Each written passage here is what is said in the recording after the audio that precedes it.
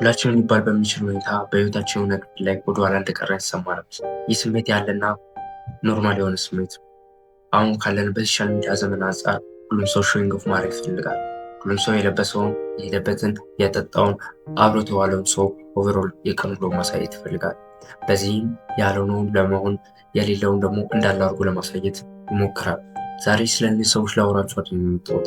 ይህ የኋላ የመቅረት ስሜት እንዲሰማ ስለሚያደርግ ነገር ነው። ይህ የኋላ መቅረት ስሜት በተወሰነ መልኩ መጥፎ ቢሆን ጠቀሜታ አለው። አሌክስ ሆርሞዚ ምን ይላል መሰላችሁ? ዶንት ጀስት ሲ ስማርት ፒፕል ኢንስቴድ ኦፍ ቢንግ ስማርት። ስማርት ከመሆን ይልቅ ስማርት ሰዎችን ዝም ብለህ አትመልከት ይላል። እና ይህ ነገር ከምታወራው ነገር ጋር ምን ያገናኛል ልትሉ ትችላላችሁ። እነዚህ ሰዎች ኖራቸውም ሳይኖራቸው ሆኖም አልሆኑም የሚለውን አይዲያ ትተን ልክ እንደ ስማርት ሰዎች ብንመለከታቸው እኛ እነሱ ስናይ እኔነት የሚል ጥያቄ ከመጣለን እኔስ የሚለውን ሀሳብ ወደ አይምሮች የሚመጣ ሰዎች የሄዱበት ቦታ ስናይ የሚሰሩትን ስራ ያሳኩትን ነገር ስናይ እኔስ የሚለውን ጥያቄ ስለሚወጣበት ለመቅረት ስሜት ይሰማናል። ያ ደግሞ ለመለወጥ ስማርት ለመሆን ምንድነው አንድ ስቴፕ እንደተራመድን ማሳያ ነው። እነዛን ነገሮች ስናይ ያለምንም ፊሊንግ ጀስት ስክሮል ብቻ የምናደርግ ከሆነ ለመለወጥ ፍላጎት የሌለን ሰዎች እንደሆኑ ማሳያ ነው። እኔስ የሚለውን ጥያቄ ግን ካመጣን ለመለወጥ ፍላጎት ያለን ሰዎች መሆናችንን ያሳያል። እናም ምን ልላችሁ ፈልጌ ነው፣ ይህ ጥያቄ የኋላ የመቅረት ስሜት የሚሰማን እኔስ የሚለውን ጥያቄ ስለማናመጣ ነው። ይህ ደግሞ ለመለወጥ ፍላጎት እንዳለ ማሳያ ነው። ይህ ነገር ከሌለ ግን ምንም የመለወጥ ፍላጎት የለንም ይላል። ዓለም ላይ አብዛኛው ሰው የሚባለው አላማ የለው፣ ፊቸር የለው፣ ምንም አይነት ድሪም የለው።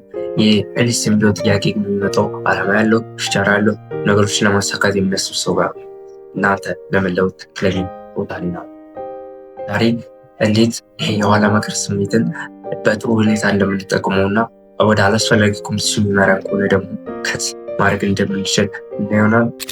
የመጀመሪያው የሚሆነው እነዚህ ሰዎች እንደ ፖዚቲቭ ኤነርጂ መጠቀም። እነዚህን ሰዎች ስናይ እነሱ የቻሉት እኔ ያልቻልኩት ነገር ምንድን ነው የሚለውን ነገር ማምጣት። ልክ እነዚህ ሰዎች እንደ ጉልበት እንደ መፈቂያ ጉልበት መጠቀም። እነዚህ ሰዎች ስናይ ፑሽ እንዲያደርጉ ማድረግ። እነሱ የቻሉት እኔ ያልቻልኩት ነገር ምንድን ነው? እነሱ ማሳካት የቻሉት እኔ ያላሳካሁበት ነገር ምንድን ነው? እነዚህ ሰዎች ምን እያሰቡ ነበር? እኔ ከተወሰኑ ጊዜያቶች በፊት ምን እያሰብኩ ነው? እነዚህ ሰዎች አሁን ላይ ምን እያሰቡ ነው? እኔ ምን እያሰብኩ ነው? ምን ለማድረግ ያቅዳሉ? እኔ ምን ለማድረግ አቅዳለሁ? የቀኑ ላይ ከነዚህ ሰዎች አንጻር ምን ይመስላል የሚለውን ነገር ራሳችን መጠየቅ። ይህም ራሳችን ፑሽ እንድናደርግ ራሳችን ለመስራት ሞር እንድንገፋ ያደርገናል ማለት ነው። እነዚህ ሰዎች ስናይ የሚፈጠርበት ስሜት ሞር እንድንሰራ ያደርጋል። ዓለም ላይ ከሴክሹዋል ኤነርጂ በመቀጠል ሰውን ልጅ በመንገር እንዲተገብር የሚያደርግ ወደ አክሽን እንዲገባ የሚያደርገው ነገር የማጣት ስሜት ነው። ማጣትን ስሜት እነዚህ ሰዎች ስናይ በሚመጣበት ጊዜ እነዚህ ነገሮች ለመቀየር ፍላጎት ይኖራል። ነገሮችን ለማሳካት ፍላጎት ይኖራል። ልክ እነዚህ ሰዎች ቅድም እንደነገርኳቸው እንደ መፈንቂያ ጉልበት መጠቀም። በሌላ በኩል ደግሞ እነዚህ ሰዎች ከፖዚቲቭ ኤነርጂ ይልቅ ወደ ኔጌቲቭ ኤነርጂ የሚመሩ ከሆነ ያላስፈላጊ ኮምፒቲሽን የሚመሩ ከሆነ የሌለን ነገር እንዳለን አድርገን ሾዊንግ ኦፍ እንደናደርግ የሚገፋፉን ከሆነ እነዚህ ሰዎች ከህይወታቸውን በቃ ብሎ ማስወጣት ያስፈልጋል። ቅድም እንደነገርኳችሁ የምንገኘው ሶሻል ሚዲያ ዘመን ላይ ሶሻል ሚዲያ ዘመን ከመጪውም ጊዜ በላይ አሁን ላይ በጣም ፓወርፉል የሆነበትና ፓወርፉል ከሚባሉ ነገሮች ግንባር ቀደም ነው። ያ ማለት አንድ ሰው ፎሎ አደረግነው ማለት ወደ ህይወታችን ሳስገባ ነው ማለት ነው። በህይወታችን የሆነ አስተዋጽኦ እንዲያደርግብን እያደረግን ነው ማለት ነው። ተመልክታችሁ ከሆነ ሰዓት ላይ የምትመለከቱ ሶሻል ሚዲያ ላይ ያለ ነገር የሆነ ሰዓት የራሳችሁ ባህሪ ሆኖ ታገኙታላችሁ። ይህም ፈልጋችሁ አይደለም፣ ድንገት ብቻ ሆኖ ታገኙታላችሁ። ያ ማለት እኛ ላይ ከፍተኛ አስተዋጽኦ አድርገው ማለት ነው። እንደዛው ነው። ስለዚህ እነዚህ ሰዎች ከፖዚቲቭ ኤነርጂ ይልቅ ወደ ኔጌቲቭ የሚመሩ ከሆነ ወደ አላስፈላጊ ኮምፒቲሽን የሚመሩ ከሆነ በቃ ብሎ ማስወገድ ያስፈልጋል። ብሎክ ልናደርጋችሁ ወይም አንፎሎ ልናደርጋችሁ ይገባል ማለት ነው።